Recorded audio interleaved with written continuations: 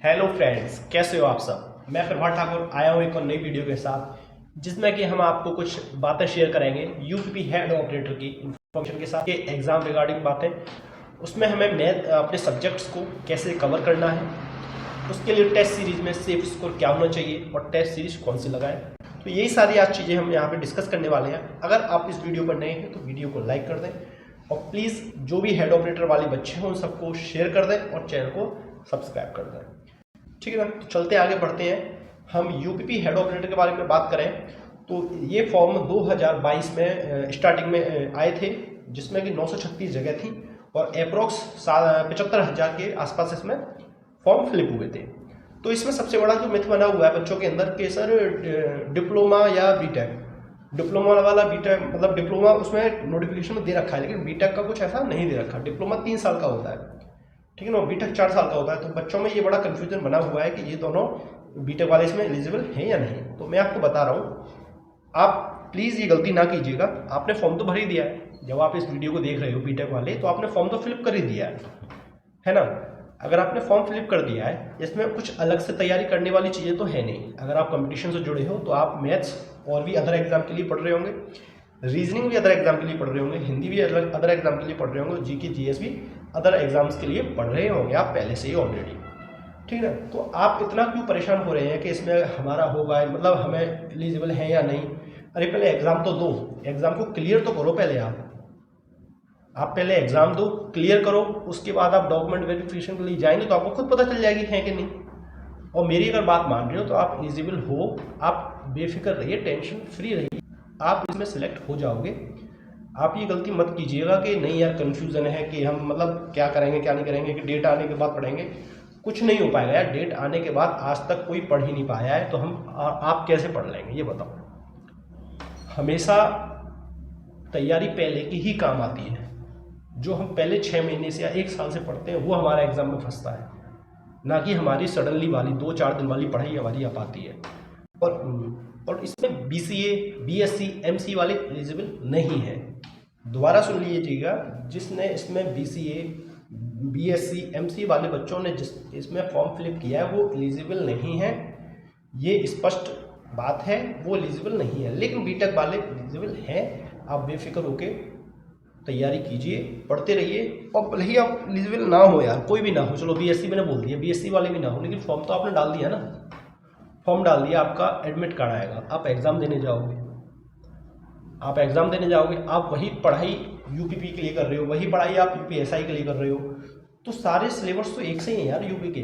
कोई एग्ज़ाम अलग है क्या? सब में वही चीज़ आ रही है। अभी हमने रेलवे का एग्ज़ाम देकर फ्री हुए, उसमें भी साइंस आ रही थी, इसमें भी फिजिक्स का पोर्शन ज़्यादा आ रहा है।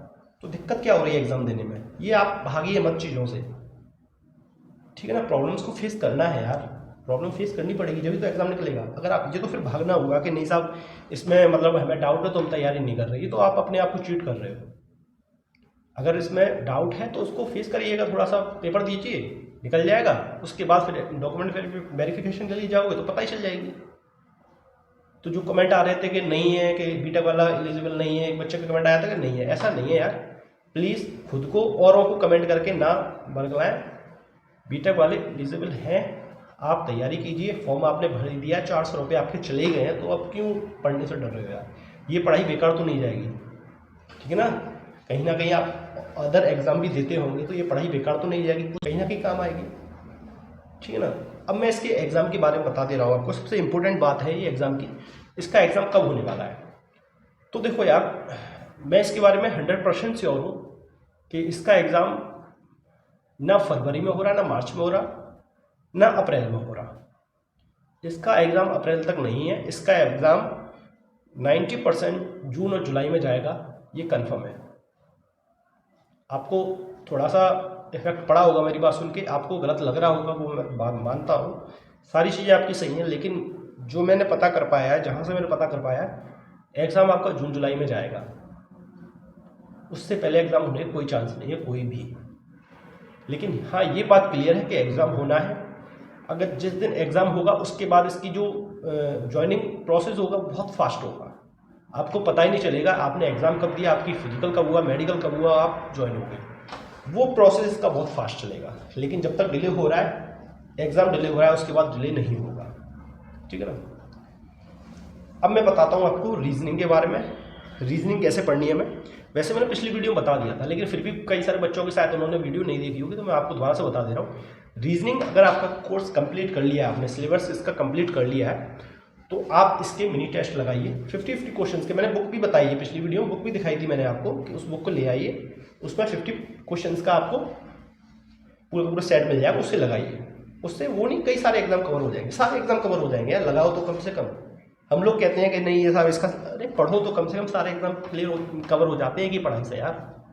एक इंसान एक पढ़ाई करके 10-10 एग्जाम निकाल देता है, वो हर चीज़ के लिए अलग अलग थोड़ी ना पढ़ता होगा कि रीजनिंग इसके लिए अलग पढ़नी है, उसके लिए अलग पढ़नी है, मैथ इसके लिए अलग पढ़ना है। सारे क्वेश्चन वही, एक बार इंसान सीख जाता है ना, उससे सेल्फ कॉन्फिडेंस आ जाता है अपने अंदर,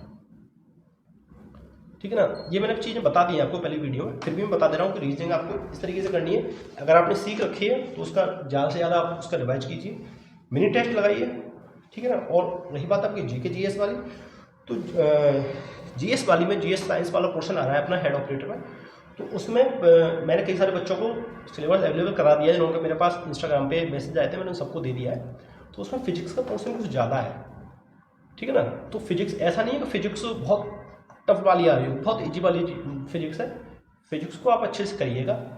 और एक बच्चे का आया था कि सर इसमें पॉलिटी है नहीं, पॉलिटी आप बता रहे थे पॉलिटी है नहीं, वो मुझे भी पता है उसमें पॉलिटी नहीं लिखी है, लेकिन वो क्वेश्चन उसमें आर्टिकल से रिलेटेड छोटे मोटे क्वेश्चन हैं वो डाल देते हैं, और वो छोटे इजी से क्वेश्चन अगर हम गलत कर जाएंगे तो यार बहुत बड़ी गलती हो जाएगी। हमें वो क्वेश्चन गलत नहीं करना जो हम पे आता है, हमें वो क्वेश्चन गलत नहीं करना जिसको हमने पढ़ा है कहीं। अगर आप ये अपने अंदर चीज ले आओगे, ये अपने अंदर चेंजिंग ले आओगे, तो आपका सिलेक्शन कोई नहीं रोक सकता, आपके हाथ में 2023 में जॉब होगी, ठीक है ना। तो आप पे जो क्वेश्चन आ रहा है वो गलत नहीं होना चाहिए, ये चीज़ ध्यान रखिए।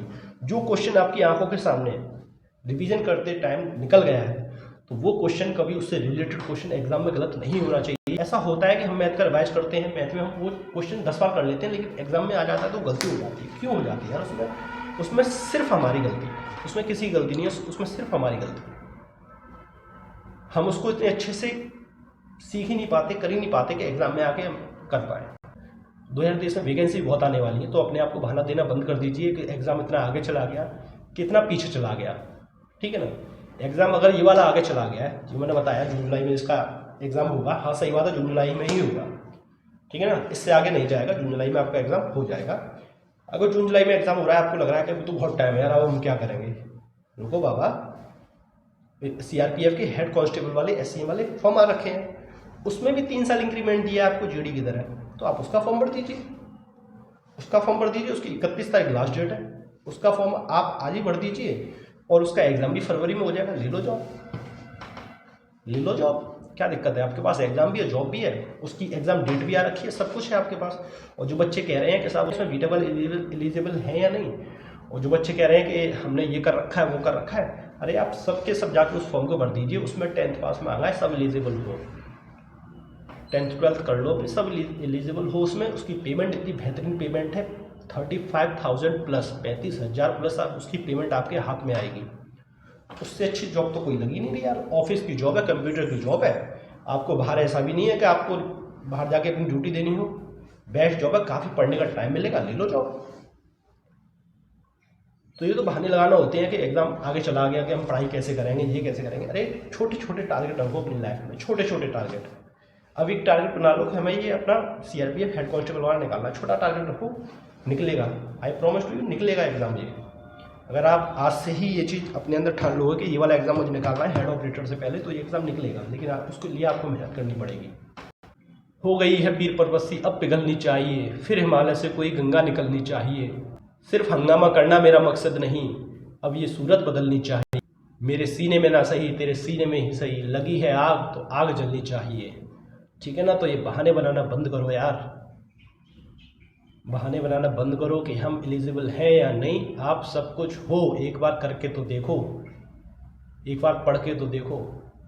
अरे ले लो ना सीआरपीएफ हेड कांस्टेबल वाली नौकरी, बुरी नौकरी है क्या? इससे अच्छी नौकरी मुझे तो लगी ही नहीं रही है। 35,000 आपको पेमेंट मिल रही है। चलो छोड़ो ये, आप देख लेना फिर आप अपने हिसाब से आपको फॉर्म डालना है कि नहीं डालना। ये फॉर्म 31 तारीख तक लास्ट डेट है इसकी, ठीक है ना। तो आई थिंक 2-3 दिन बचे हैं। आज 29 जनवरी हो गई, तो 3 दिन और बचे, 2 दिन और बचे हैं अपने। तो प्लीज़ फिलअप कर दीजिएगा। 3 साल जनरल की बढ़ा दी गई है, 18 से 25 थी, 18 से 28 हो गई है। तो प्लीज़ जनरल वाले भी जाके भरते हैं। अदर कैटेगरीज की भी 3-3 साल इंक्रीज हो गई है, ठीक है ना। तो ये गलती ना करें यार, इन चीज़ों से अफवाह से बाहर निकलें, अपने आप को पहचानें।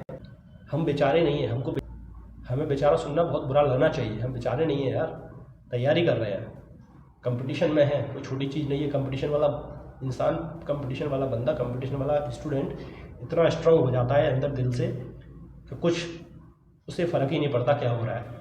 तो यार जिए अपनी ज़िंदगी, पढ़िए जितना पढ़ना है, उसके बाद जितनी बातें करनी है उतनी बातें कीजिए। कभी ये मत करिए कि हम पढ़ रहे हैं तो सीरियस रहने लग जाए कि गुमसुम घूम रहे हैं। ऐसा घूमना ही नहीं है यार, गुमसुम क्यों घूमेंगे हम।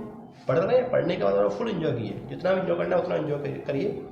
अपनी ज़िंदगी को अलग तरीके से जिए। ऐसे नहीं जीना मैं क्या तैयारी कर रहे हैं तो दूसरे दिन से हम गुमसुम होने लगे, वही क्या हो गया कि तैयारी कर रहा है ना, तो गुमसुम क्यों घूम रहा है भाई।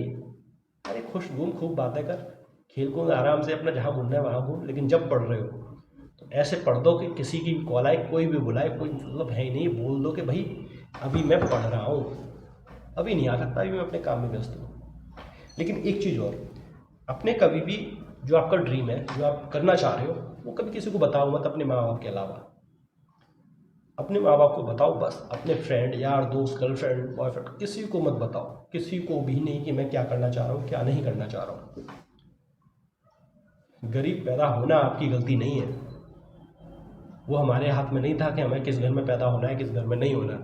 लेकिन गरीबी में आपके बूढ़े माँ बाप को बुढ़ापा बिताना पड़ रहा है, तो वो आपकी गलती है, वो आपकी सबसे बड़ी गलती है। और उसकी जिम्मेदारी सिर्फ आप पे होगी और किसी पे नहीं होगी, ठीक है ना।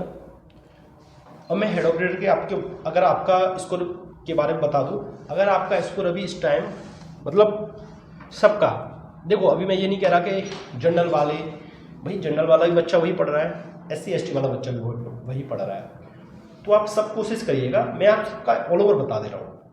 अगर आपको सबको सेफ रहना है, SC ST वाले थोड़ा सा कम ले सकते हैं अपने अकॉर्डिंग, लेकिन जो OBC वाले, जनरल वाले हैं, आजकल तो उनके आसपास मिल जाती है। तो मैं आपको बता दूं, जो सेफ स्कोर रहने वाला है, जो सेफ स्कोर तो नहीं कह सकते हम, लेकिन मिनिमम आपको इतना करके आना पड़ेगा। अगर आप 290, 400 में से 290 अगर आप क्वेश्चंस सही करके आ रहे हो, देखो आपको पता ही होगी 50% मार्क्स सब में लाना कंपलसरी है, जब भी आप ऑल ओवर पास हो पाओगे, ठीक है ना।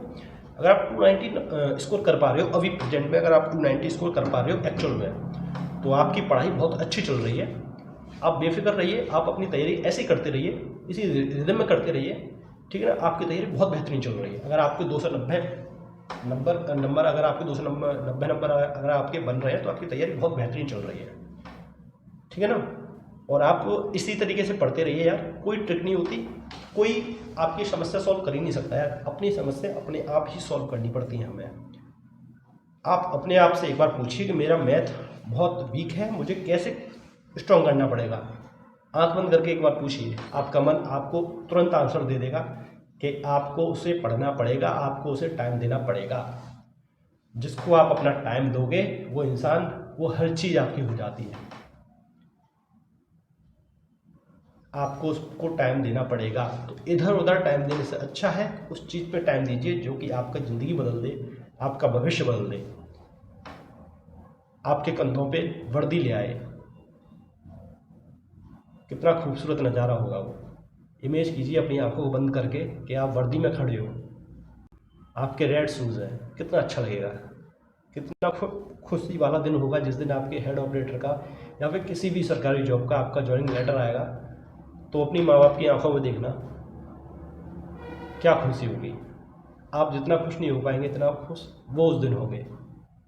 तो आप प्लीज़ इन चीज़ों से बाहर आइए यार। बहाने तो बहुत हैं, ठीक है ना। बहाने तो ना करने के कई सारे हैं, लेकिन करने की सिर्फ एक वजह ही काफ़ी होती है।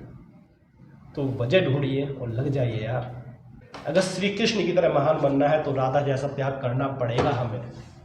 राधा जैसा त्याग करना पड़ेगा हमें, अगर हमें श्री कृष्ण की तरह बनना है तो। कुछ दिन बाद लोग आपकी खैरियत नहीं, आपकी हैसियत पूछेंगे, और जिस दिन वो हैसियत पूछें उस दिन उसे अपना अकाउंट खोल के दिखा देना कि ले साहब देख मेरा हैसियत। ऐसा बनिए, ऐसा कुछ करिए। अपने आप को ऐसा बनाइए कि आपको अपना परिचय देने की ज़रूरत ना पड़े, परिचय वैसे ही हर तरफ हो जाए कि ये इंसान ये है। ठीक है ना। तो मौके बहुत सारे हैं, अगर आप देख पा रहे हो तो मौके काफ़ी है, अगर आप नहीं देख पा रहे हो तो इसी उसमें बैठे रहिए कि एग्ज़ाम आगे चला गया साहब। ठीक है ना।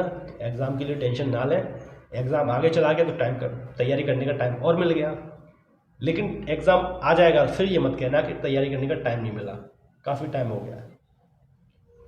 और रही बात टेस्ट सीरीज की, मैं टेस्ट सीरीज कहाँ से लगानी है, तो टेस्ट सीरीज आप कहीं से भी लगा सकते हैं। मैं नाम तो नहीं ले रहा टीचर का, लेकिन आपको पता होगी संडे टू संडे एग्ज़ाम आता है, टेस्ट सीरीज आती है, बहुत अच्छी टेस्ट सीरीज है, तो आप उसको भी ले सकते हैं, कर सकते हैं। और आप टेस्ट बुक पे भी जाके आप परचेज कर सकते हैं, वो भी अच्छे हैं। वहाँ पे एक कट ऑफ चलती है, जिस भी आप कैटेगरी के, उस कैटेगरी के हिसाब से आपका क्लियर स्कोर पे जब टेस्ट देके सबमिट करोगे आप, तो वहाँ पे स्कोर पे लिखा आ रहा होगा क्लियर कट ऑफ या नहीं। ठीक है ना। तो वो चीज़ आपके लिए बहुत अच्छी लगती है देखने में, मतलब कहीं से भी आप लगा सकते हो, जो भी आपको मिले, लेकिन कभी टाइम पास मत करना, कभी अपने आप को चीट मत करना। ठीक है ना। तो ये थी हमारे हेड ऑपरेटर के बारे में कुछ बातें। तो मिलते हैं नेक्स्ट वीडियो में। अगर आपको मेरी बात कोई भी दिल पे टच की हो, कोई भी आपको मेरी बात अच्छी लगी हो, तो वीडियो को लाइक कर दें, कमेंट करके ज़रूर बताएं कैसी रही वीडियो। अगर आप वीडियो में नए हैं तो वीडियो को सब्सक्राइब कर लें, अपने जितने भी फ्रेंड्स हैं उनको भी शेयर कर दें।